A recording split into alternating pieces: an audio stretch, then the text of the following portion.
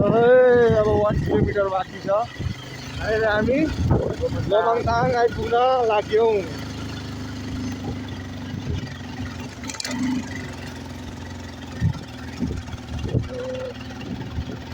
पुरै हाइटमा आइसक्यौँ।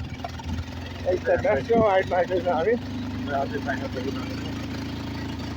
लोमङताङपछि हाम्रो टार्गेट यता जुन चाहिँ एनटिसीको टावर रहेछ यो टावर रहेछ।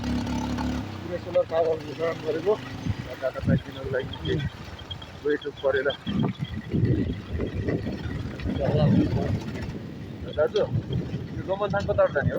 लोमनथाङ यहाँ कति छ अब? 5 मिनट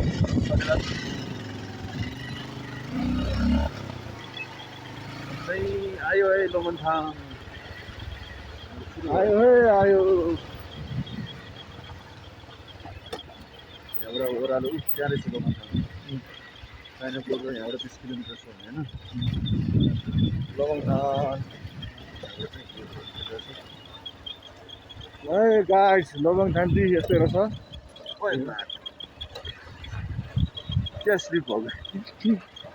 बालुवा थियो नि त। बालुवै बालुवा रहेछ यहाँ त यो ओह्रालोमा। यहाँ बालुवा चाहिँ कहाँबाट आयो? यस्तै हुन्थ्यो कहाँबाट आउँछ। हेर्दा त सबै पाहाडै जस्तो छ। बाटो माटो होइन तर यो उनीहरू चाहिँ यसमा खानी चाहिँ धेरै होला है। हुन्छ त। सरकारले अफोर्ड गर्न सक्दैन नि त नि, होइन? धेरै सेतो बाटो देख्यो भने होइन आँखा तिर्मिने जस्तो हुँदो रहेछ क्या। हो भने त्यस्तै आँखा तिर्मिराउने यार। किन भएको छ बाटो हेर त। चला चलाइदियो त्यो सेतो सेतो मात्र देखाएको छ होइन। बाटै पुरै सेतो छ।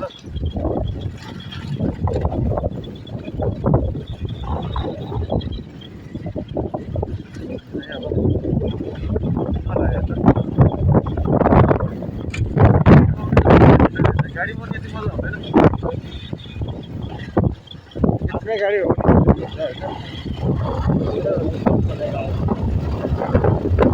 मैले पुरो याद गर्दाखेरि बाइक आउनुको लागि मात्रै पर्फेक्ट रहेछ कि त्यो गाडीमा पछाडि बोक्दा बोक्दा भनिदिएर अब